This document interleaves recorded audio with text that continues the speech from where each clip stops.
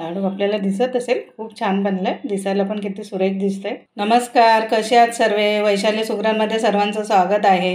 नवीन वर्ष सुरू झालं। नवीन वर्षामध्ये आपला पहिला सण येतो मकर संक्रांती। मकर संक्रांतीच्या सर्वांना हार्दिक शुभेच्छा।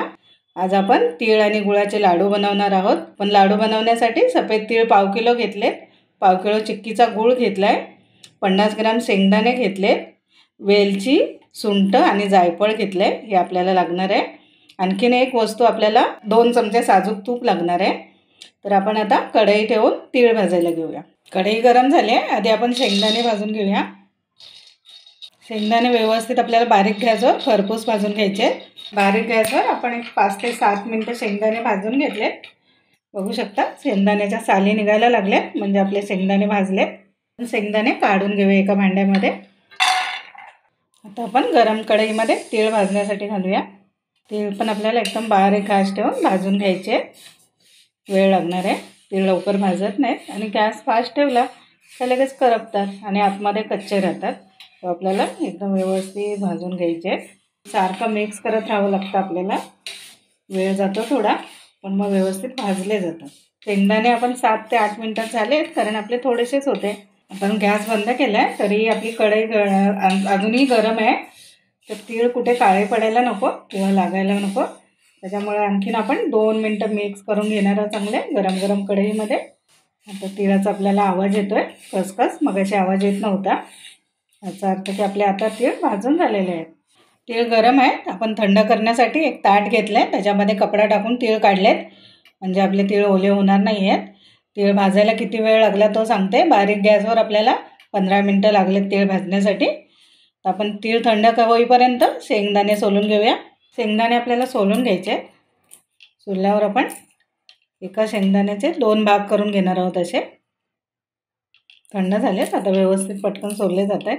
चला, आपले शेंगदाणे पण सोलून झालेत। एका शेंगदाण्याचे 2 भाग केले आपण डाळीप्रमाणे।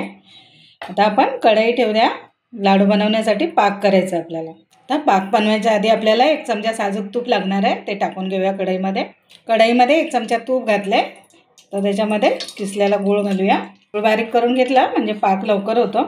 तर पाक करताना पण आपल्याला गॅस बारीकच ठेवायचा आहे। गूळ आपला वितळायला लागलाय, सारखं मिक्स करत राहायचं आहे आपल्याला, म्हणजे पूर्ण गुळाचा पाक होईल, नाहीतर मग कुठे खडे राहतील गुळाचे। तर पाक बनवायचा आपण टायमिंग सांगू शकत नाही, कारण आपल्याला एकदम एकतारी पाक बनवायचा आहे। आता आपला पाक होत आलाय, आपण एका भांड्यामध्ये पाणी घेतलंय, त्याच्यामध्ये गूळ थोडा टाकून बघूया। पण पाक टाकला होता, त्याचे गोळे तयार झाले, म्हणजे आपला पाक बनवून झालाय। आधी आपण सुंठ, वेलची आणि जायफळची पावडर घालूया। मी आधी करून ठेवली होती म्हणून आता केली नाही पावडर। तर आपण तीळ घालूया। तीळ घालून व्यवस्थित मिक्स करून घ्यायचे। सोललेले शेंगदाणे घालूया। आता आपण आणखीन 1 चमचा साजूक तूप घालून घेऊया। सर्व मिश्रण मिक्स करायचं आहे, पाकामध्ये परतून घ्यायचं आहे आपल्याला। आता गॅस बंद करते। आपण मिश्रण एका ताटामध्ये काढून घेतले, तर थोडं हाताला तूप लावूया। लावायचं, गरम आहे फार,